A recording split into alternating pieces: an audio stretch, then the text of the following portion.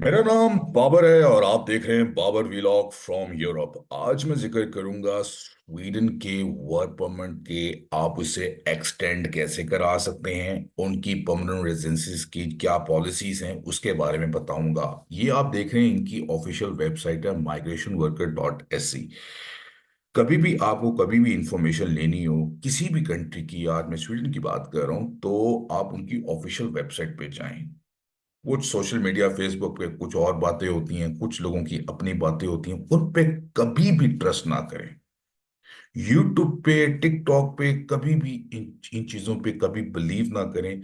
Believe करें तो official website पे। और मैं आज बात करूंगा सिर्फ ऑफिशियल वेबसाइट पे। और एक बात याद रखें, जब भी किसी कंट्री में आप जाएं या वर्क परमिट पे आप हैं, उनके रूल्स को जरूर देखें कि आप उनके रूल्स को ओबे कर रहे हैं या नहीं कर रहे। That is very important. और एक इनकी बहुत अच्छी ऑफिशियल वेबसाइट local.se। वहां पे सारी जो न्यूज़ जो स्वीडन के बारे में इमिग्रेशन की होती हैं वो ऑथेंटिक होती है। local.se। और एक माइग्रेशन वर्कर इनकी अपनी ऑफिशियल वेबसाइट है इमिग्रेशन की। तो आइए चलते हैं, हम बात करते हैं एक्सटेंडिंग अ वर्क परमिट आपने कैसे करना है। अब इस पे साफ लिखा हुआ है, अगर आपके पास वर्क परमिट है और आप काम कर रहे हैं तो योर वर्क परमिट एक्सपायर हो जाता है, तो you need to apply for extension. Simple है, इतनी बड़ी बात नहीं है। मैं इसको स्क्रॉल डाउन करता हूँ। Continue to work while waiting a decision. बिल्कुल, आप जब आप अपना काम कर सकते हैं। If you have held a work permit for 6 months or more than, you continue to work while waiting your decision.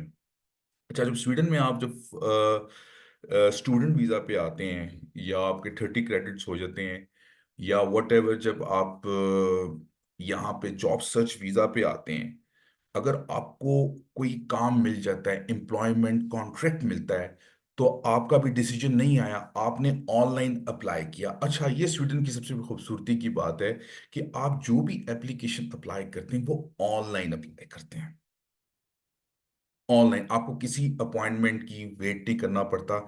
आपने जिस दिन अपनी एप्लीकेशन फॉर वर्क परमिट, जो आपका एम्प्लॉयमेंट कॉन्ट्रैक्ट, जो भी रिक्वायरमेंट आप सबमिट करा देते हैं, उसके अगले दिन विद इन स्वीडन आप काम कर सकते हैं। अगर आप ऑलरेडी स्वीडन में रह रहे हैं, स्टूडेंट वीजा से आप स्टेटस चेंज करवाना चाहते हैं वर्क परमिट में, या आप जॉब सर्च के लिए आए हैं।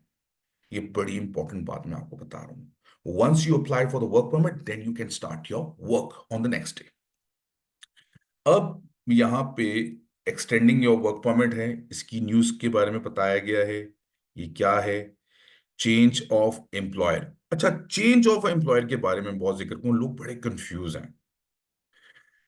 अब यहाँ पे ड्यूरिंग द 21st और 24 मंथ्स में आप अपना एम्प्लॉयर चेंज नहीं कर सकते। During the first 24 months, the work permit is only applicable to the specific employer and occupation indicate in your decision. If the company you are working changes its registration number, you change employer, are given new duties or condition of your employment change, your work permit will no longer be valid। ये इनकी official website है। ये मैं खुद नहीं कह रहा, ये माइग्रेशन की वेबसाइट है। If you want to continue working in such a case, you should submit a new work permit. आपको नया वर्क परमिट अप्लाई करना होगा। ये 2 साल पहले की बात मैं कर रहा हूं। ठीक है, before you start a new employment, your previous decision indicate the kind of work for which your work permit is valid. You will keep your existing work permit card. If you change employer during the permit period, your decision will be state the employer with the whom of the permit is valid। इसमें सारी बातें clear हो गई। अगर आपके once you have held a work permit for the 24 months and have had your work permit extended, you can change employer without filling new application as long as you continue to work in the same occupational profession। अगर 24 महीने आपने काम कर लिया है और 24 महीने की आपकी सैलरी स्लिप्स आ चुकी हैं, उसके बाद आप अगर काम चेंज करते हैं, आपको यहाँ पे साफ लिखा, you can change employer without filling. आपको माइग्रेशन को बताने की कोई जरूरत नहीं है। अगर आपने 24 महीने काम कर लिए हैं स्वीडन में, आप वर्क परमिट पे हैं, तो आपको बताने की जरूरत नहीं है। क्लियर है?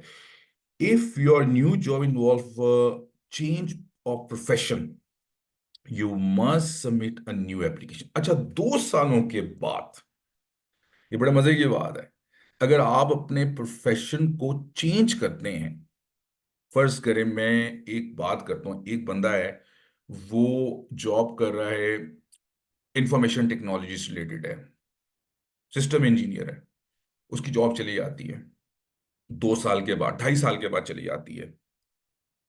तो 2.5 साल के बाद उसका प्रोफेशन चेंज हो जाता है, वो उसका प्रोफेशन, उसको कोई सेल्स की जॉब मिल जाती है, मार्केटिंग की जॉब मिल जाती है, और वो रिक्वायरमेंट पूरी करता है, सैलरी एवरीथिंग वो मीट करता है, तो उसको नई एप्लीकेशन अप्लाई करनी होगी।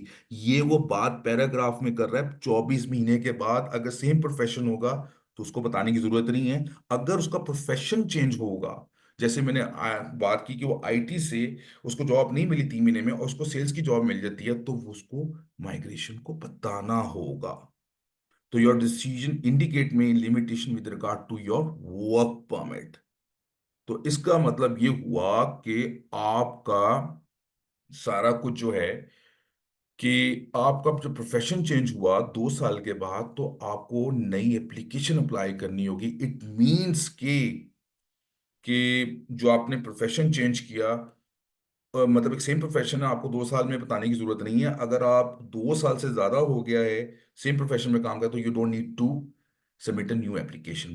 But if you change your profession, then you need to inform the migration board. It's a very important. Most of जो लोग होते हैं उनको ये पता ही नहीं होता, और वो गलती कर जाते हैं, नहीं बताते। तो इन द एंड जब वो पीआर के लिए जाते हैं, तो कहते हैं जी आपने तो इन्फॉर्म ही नहीं किया था, हमें बताया ही नहीं था, आपने तो प्रोफेशन चेंज किया था। आपकी रिजेक्ट भी हो सकती है। इसका मतलब ये है, बी केयरफुल।